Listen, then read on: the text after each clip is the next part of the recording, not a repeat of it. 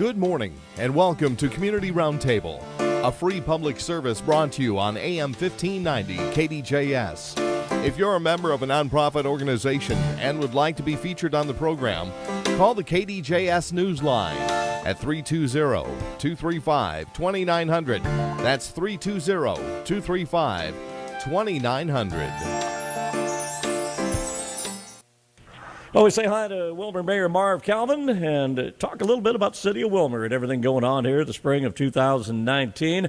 Marv, thanks for taking a few minutes here on a busy morning. What's coming up in Willmar? I know you've got some bike riding to do. Are you getting in shape? Well, every year, there's the 30 days of biking that start on the 1st of April.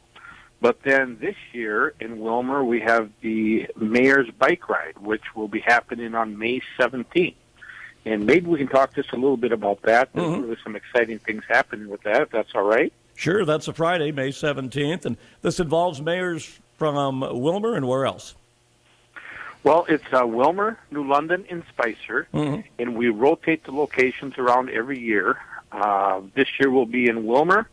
Last year was in New London, and the year prior to that was in Spicer. Now, where does the ride take you to then? What do you do? Where do you go? What happens? Well, those riders from New London will ride from New London down the Glacier Lakes Trail to Willmar. And those from Spicer will also ride the same trail into Willmar.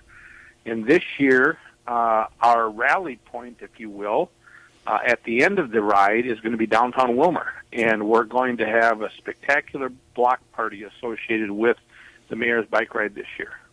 Block party fun, what does that involve? Well, we're going to close down 4th Street from Becker Avenue down to Benson Avenue. There will be food trucks. There will be bands. There will be opportunities for people to try the new ride or bike share program in Willmar. That's a new program that is bringing 40 bikes that people can rent by the half hour, and you would sign up for that. You use your credit card. You ride it from one station to the next. There's 10 stations in Willmar. So as an example, if you wanted to ride from Rice Hospital down to Affiliated or ACMC, you could ride a bike there. If you wanted to ride from downtown Willmar out to the college or out to the Civic Center or the Trailhead, those are all areas where people will be able to ride bike. Robbins Island. So there's 10 separate locations. There's one over by Jenny-O Food or Baker Diamond over in that area. So if people want to rent those bikes, they can do that. And that'll be a kickoff for that program as well. The Willmar Bike Alliance has been working hard on this for the last 2.5 years, I believe. And they've selected a vendor that the city of Willmar has also agreed to. And that service will be starting this year. Already. We'll have 40 bikes throughout the community. And that Mayor's Bike Ride, there'll be an opportunity to just get signed up and get your account created. And then it's kind of like a geofence thing where you go into that area with your smartphone. You would just select rent a bike, push the icon for that or the app for that, and it will automatically check a bike out for you, release the bike for you, and it is all tracked by GPS and everything else. So it'll be a great program. Yes, it will. What time's the block party scheduled to start? Well, the Mayor's Bike Ride starts at 5, and we're planning on people getting into downtown Willmar probably in that 6 o'clock range. Now, if you want to partake of just the events at the block party, you can just go ahead and come right on down there about 6 o'clock. But the advantage, if you sign up with the Willmar Lakes Area Chamber of Commerce for the bike ride through the Visitors and Convention Bureau, Beth Fisher over there, and if you sign up, you go on the bike ride, then you get a token for free meal and some other associated trinkets, if you will. You will have earned that meal riding a bike, especially if you leave with Mayor Gossman from New London, right? You bet. And, Mayor Gossman has a group of people that ride with him every year. That's an active biking community up there, along with Willmar as well. But, Bill every year gets a great group of people that ride with him. They're adventurous, including his daughter Siri, who just got back from the South Pole recently. I don't know if you followed that story or not, but she's spent quite a few months down there. That's really something, Gosh. Well, it's nice to see spring. I drive by you mentioned the trailhead, and of course the great trails we've got around here, and that'll cut you right through Willmar over by Robbins Island and beyond. What a great thing to be able to get out and do here once we finally hit this magic 60-degree mark, right? Exactly, yes. And the riders for Willmar will start at Robbins Island, and so you'll bring your bike to Robbins Island. You'll start from there. There will be 3 different routes that people can take. There'll be a longer route, a shorter route, and then a mid route. The long route the map on that one's still being created, but they're talking about that being right around 30 miles. And then the medium route will be up around Ridgewater College and then back to downtown. And then the short route will be a little over 4 miles, and that will take you up through Robbins Island, through the new disc golf course that's just been recently established in Robbins Island, and then into the downtown area, which will be just over 4 miles. So a nice little leisurely ride for families that want to get out and stretch their legs a bit. Is the disc golf open yet? Is that happening? That's fun. You ever do that? I've done it a couple times. We've got some pretty avid disc golfers here. Good ones, yeah. In the Willmar area. Yep. And they wanted to design a new golf course, and so they brought in a world-renowned expert, and they laid out a new course, and the public works folks assisted them getting that laid out. My understanding is it's up. I have not been out there to check that, but my understanding is it's up and operating, and so beautiful new course. It'll go up through Hedin Park and then back through Robbins Island, and just a tremendous course.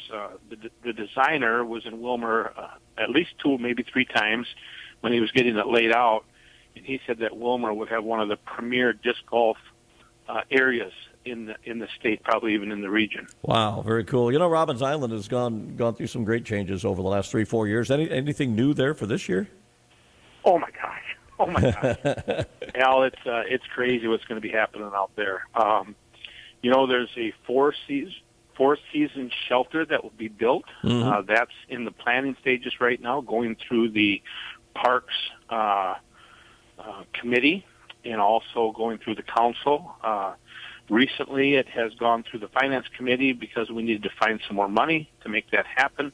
But that will be an area that will have some rental, have restrooms, updated restrooms, and an updated look. So look for that coming, by probably middle of the year. If we're lucky, you'll see ground broke on that.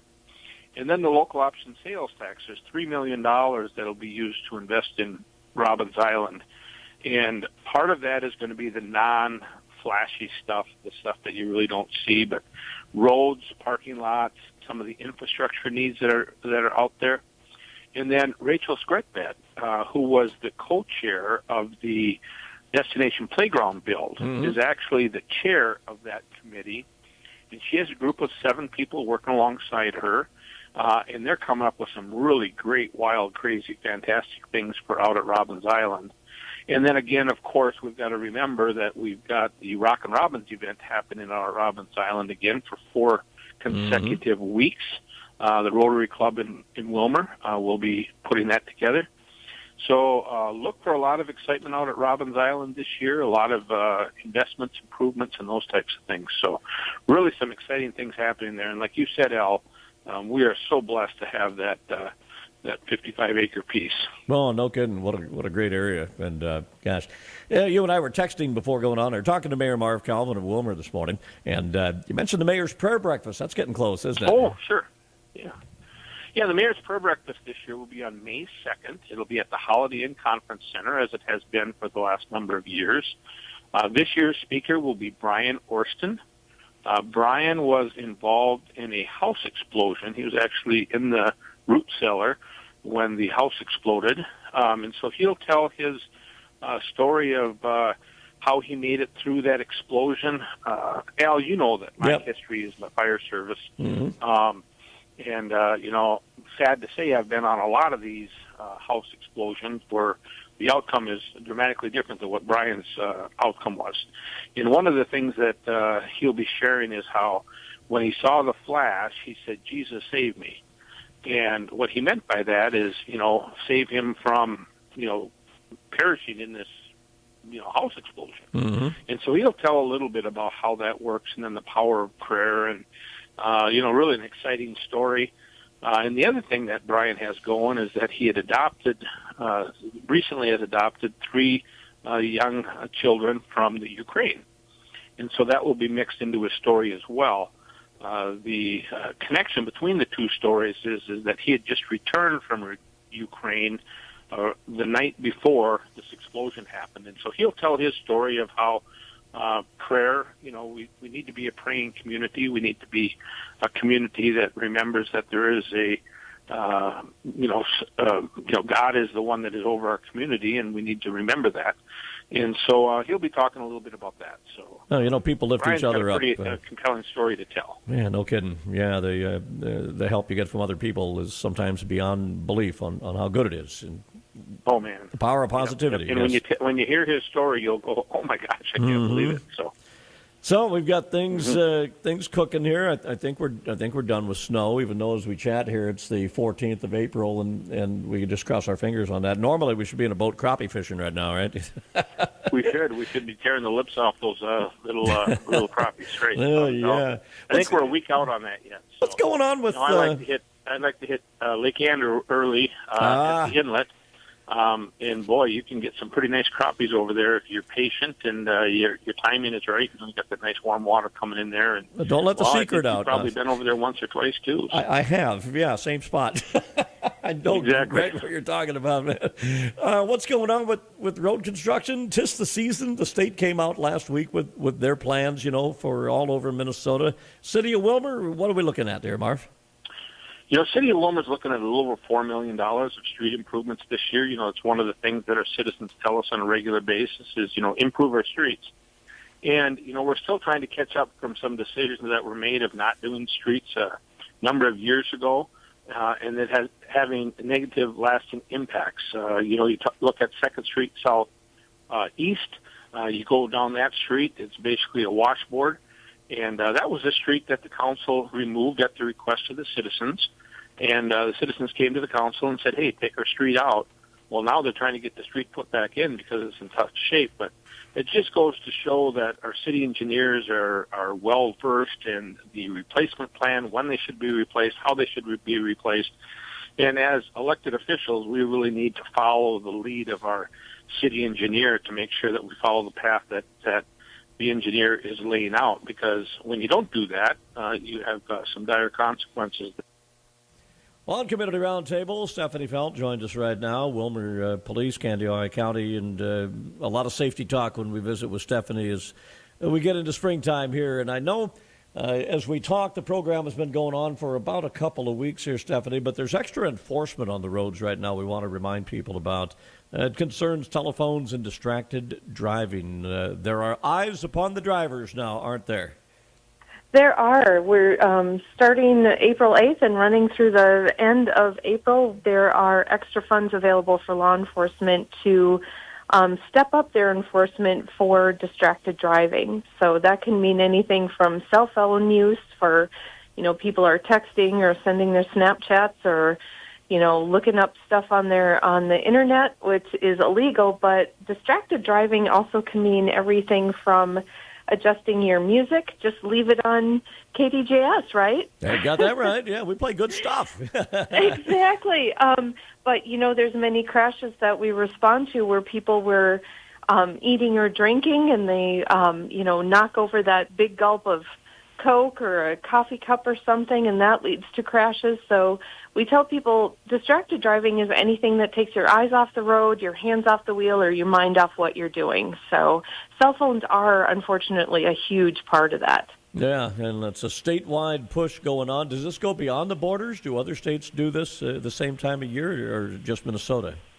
Many times what we'll do is corridor enforcement, where we bring in either Iowa or the Dakotas or Wisconsin, just depending, but it's it just depends on who is signed up for the overtime enforcement. Ours specifically comes through some Minnesota funding. So I do know that there's over 300 law enforcement agencies within Minnesota stepping up enforcement this April. Yeah, good thing to have happen for sure. Now, I know a lot of people are wondering, it's still legal to talk on your phone and hold it, but maybe not for long. Now, let's say you're going down the road and you answer a call. That'd be okay unless you're starting to slow down, speed up, or swerve around, right? Well, like I say, if something's legal, it doesn't necessarily mean it's smart. Mm-hmm. So it's not illegal to do that, but you have to remember that it is taking a hand off the wheel if you don't have hands-free. But even if you do have hands-free, that's still taking your mind off driving because your mind's going to be in that conversation. Yeah, and it's going through the Senate and the House right now. They've passed versions of a bill. They're working on the final draft to go to the governor. It looks like it's going to pass to where cell phones, unless they're hands-free, will simply be illegal no matter what, right? Right. And like I say, my cautionary tale is even though it's hands-free, it's still not a totally safe activity because whatever, takes your concentration away. Because we've all had those conversations on the phone when we're driving where we get where we're going and think, gosh, I don't even remember the past couple miles that I drove because I was totally into my conversation. Yeah. So that's what I'm talking about. Yeah, some scary stuff. I know you and Sheriff Holeen were just in the studio maybe 3-4 weeks ago, and we chatted and brought up a lot of things of this nature, and it's something I want to touch on again with spring here and the weather hopefully on the upswing, and that seems to put people in a different mood, doesn't it? Kind of a carefree mood. Well, it does, and you know what? When the weather gets bad in the wintertime and when we have snowstorms and things like that, we typically see less severe crashes. What it kind of seems to be is when the weather's nice and the sun is shining and the road's wide open and clear, people kind of shut their brains off. And that's where we see more the high-speed crashes, the higher impact. Mm-hmm. And keep in mind, too, that over half of the people that, die in our fatal car crashes aren't buckled up. So just simply by buckling that seatbelt, your chances of surviving that crash are exponentially higher. And coming soon, of course, a lot of motorcycles on the road. I've got an old motorcycle I like to drive occasionally, and a lot of people drive them exclusively. I know you and I are going to get together in the month of May and talk about that, right? Yes, because what we do see a trend, in lack of seatbelt use and speed and impairment, it's usually younger and it's usually males that are involved in that data. Now, what we're seeing in the motorcycle crash trends is that it's more males in like 40s, 50s, and 60s because we're seeing guys picking up riding again after taking a break from it for a number of years, and the skill set isn't necessarily fresh or up where it needs to be, or these guys are getting bigger machines than they had in their 20s.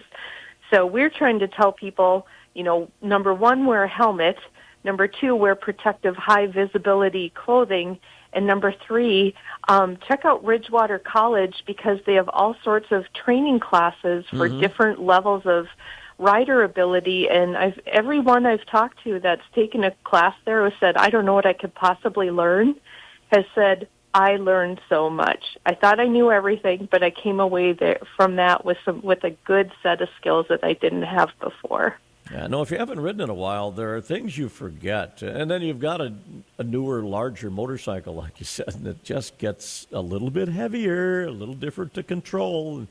Yeah, and then the roads right now may have that little thin layer of sand or dust or grime that hasn't been swept up, and that can be a little tricky to negotiate, Yep. Maneuvering some of those curves is an issue, and that's generally where we see things either.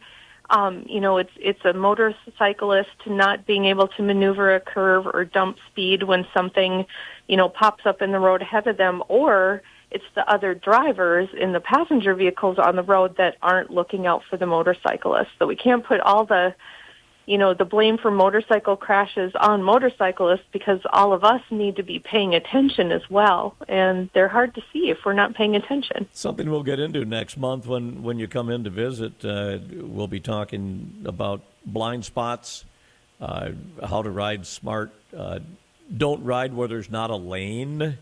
Talking to motorcycle guys now, if you're going to turn right, just don't try to squeeze in there on the side because you can fit. The driver is not looking for you there, Yeah, and we assume that other drivers on the road have the same driving skill set we do, and I can assure you that everybody does not. I don't know how to put that politely, but there's a variety of skill sets out there. Exactly. There's new drivers, there's sleepy drivers, there's distracted drivers. So really, by buckling up and slowing down and paying attention and driving sober, that's the best way to keep ourselves and those we love safe. Yeah, gonna delve into the motorcycle topic in May. And who are you bringing in? Well, I've got a motorcycle instructor from Ridgewater, that training program that I mentioned. Mm-hmm. I'm going to be bringing somebody out to talk about that program. Okay. And I'm hoping to bring some of our first responders, EMTs and law enforcement officers that actually, in their personal time, they're avid riders. All right. Now, on a final note, I want to mention something now that I have not mentioned on the radio yet. And I don't mean this to be a Debbie Downer note to end our conversation at all, but I want to mention this to make people think.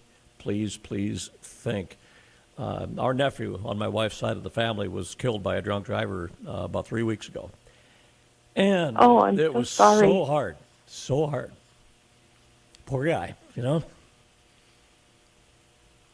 Tough time, and he was hit. A guy going down the freeway in the wrong lane. He was drunk and he did not have his lights on. Can you imagine that? I can't. Well, and the decision to do that, I mean, I'm sure the person that did that is going to think about that every day and carry the weight of that guilt. And it was so senseless. And so what we tell people is we're not against drinking responsibly, but just have a plan for how you're going to get home safely. Exactly. Yeah, that accident actually took everyone's life on both sides of the vehicles. Four people lost their lives very senselessly, I guess, if that's a word, senselessly. and I mentioned this, it's hard to talk about, but I want people like you do and everybody else to think and watch and don't drive if you can't. Very simply, call for help if you can't drive your vehicle. Get help. Better to get home, Well, and this is why we call it the Toward Zero Death movement. I mean, we lose 400 people on Minnesota roadways every year, and people just kind of take it as something that happens, and you just get used to it, and those are accidents, and you can't avoid them. And what we say is many, many, many of those are driver behavior. And those are lives that didn't need to be lost. Yeah, exactly. And so we were trying to drive Minnesota toward zero deaths. And we don't even call them accidents. We call them crashes, because accidents implies there's nothing you could have done. But, and the crashes that we review within this county, overwhelmingly, it's driver behavior that could have avoided that crash. Exactly, and that's why we talk about these topics. We remind people about things, even though you've heard it a million times. Always good to have a reminder. Maybe something will pop into your head, and you'll go, "Hey, wait, no, we shouldn't do this," or whatever the case may be. So, and it affects us all. That's what we're we're all working toward, a common goal of enjoying every day and be around for the next day. Use the old noggin, as they say. Is that a word, noggin?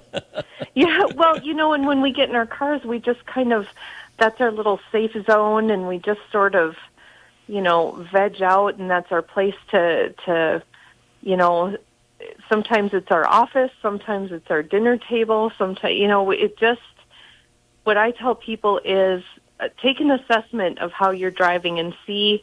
Everybody can do something to make themselves a little safer. So whether it's shutting off your phone so you don't get those signals coming in, or it's, positioning your seat and your seatbelt and, the tilt of the steering wheel so that you're in the safest position possible, or if you've got passengers with you that don't typically buckle up, telling them, you know what, I need you to buckle up. What is it? So everybody can do something to improve their safety. All the time, that is for sure. So on that note, we've got one more guest coming in the way it looks, maybe a couple here on kind of a what I call a potpourri community roundtable on this Sunday morning as we chat and find out what's going on around the area. Again, as we let off with Stephanie, there is the enhanced enforcement going on right now. Extra patrols are out, and they are trying to keep an eye on distracted drivers and make them not so distracted anymore. So keep that in mind as you're out driving around, not only today wrapping up your weekend, but in the coming weeks. And Stephanie, always a pleasure. Looking forward to some motorcycle talk that'll happen in May, and we'll talk to you then, okay? Thanks. And that is Stephanie Felt with us. And that'll wrap up this week's Community Roundtable. As we look at the clock here, time flying on by this morning. I'm Al Sheldon. Community Roundtable heard Sunday mornings at 7:30. You've been listening to Community Roundtable, a free public service brought to you on AM 1590 KDJS. If you're a member of a nonprofit organization and would like to be featured on the program, call the KDJS Newsline at 320-235-2900. That's 320-235-2900.